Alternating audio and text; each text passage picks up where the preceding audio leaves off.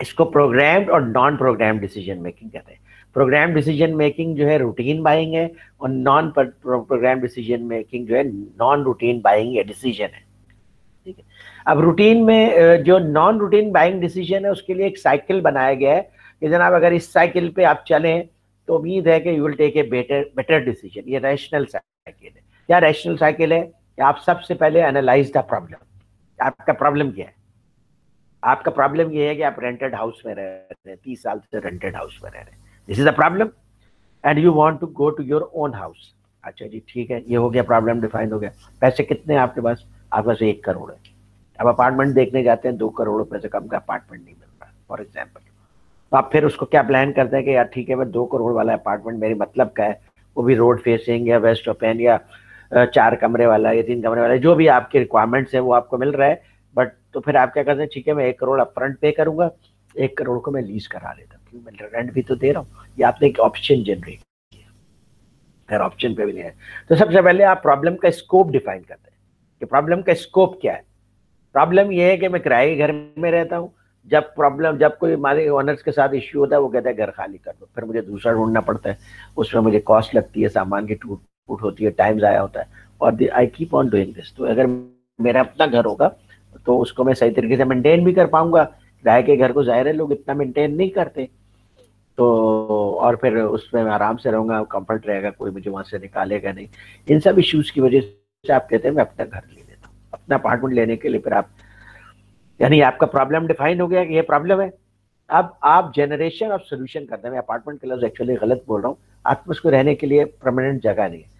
फिर आप क्या करते हैं कि प्रॉब्लम डिफाइन हो गया, तो आप करते हैं जनरेशन ऑफ सोल्यूशन। अब सोल्यूशन क्या है? आप अपार्टमेंट ले सकते हैं, आप घर ले सकते हैं, आप आजकल जो पाबंदी है उसके ऊपर, लेकिन पिछले दिनों बहुत हो रहा था, कोई एक फ्लोर ले सकते हैं। ठीक है, फर्स्ट सेकंड फ्लोर में से कोई एक फ्लोर खरीद सकते हैं, ये भी हो रहा है आजकल। तो और भी ऑप्शन हो सकते हैं, आप जमीन खरीद करके अपना घर बना सकते हैं। तो ये इतने सारे ऑप्शन जनरेट करने के बाद हर एक के प्रोज एंड कॉन्स आप देखेंगे, यानी आप रिलेटिव एनालिसिस करेंगे। एनालिसिस करने के बाद पता चला यार घर प्लॉट खरीद के तो मैं बना नहीं सकता, because I don't have time. अब प्लॉट में जो है कभी कभी गड़बड़ हो जाती है, कोई और भी ओनर निकल आता है, तो मैं चूंकि लो रिस्क आदमी हूँ तो मैं उस पर नहीं जाऊंगा। ठीक है, तो प्लॉट का ऑप्शन खत्म हो गया। अभी आप रिलेटिव एनालिसिस कर रहे हैं कि कौन सा ऑप्शन बेस्ट है। फिर उसके बाद आप देख रहे हैं कि भाई मेरे बच्चे तो सब बाहर चले जा रहे हैं, मैं घर खरीदूंगा, उसमें कमरे भी होंगे, छत भी होगा, सब कुछ होगा, लेकिन उसको मेंटेन करना मेरे लिए आसान नहीं होगा, क्योंकि मैं तो बूढ़ा हो रहा हूँ, मेरे घुटने में भी दर्द होता है, मेरे पास इतना टाइम है कि मैं उसको मेंटेन करूँ। कभी प्लम्बर को बुलाना होता है, कभी इलेक्ट्रिशियन को बुलाना होता है, कभी स्वीपर को बुलाना होता है, और कभी एसी को ठीक करने वाले को बुलाना होता है, ये सारी चीज़ें मसले।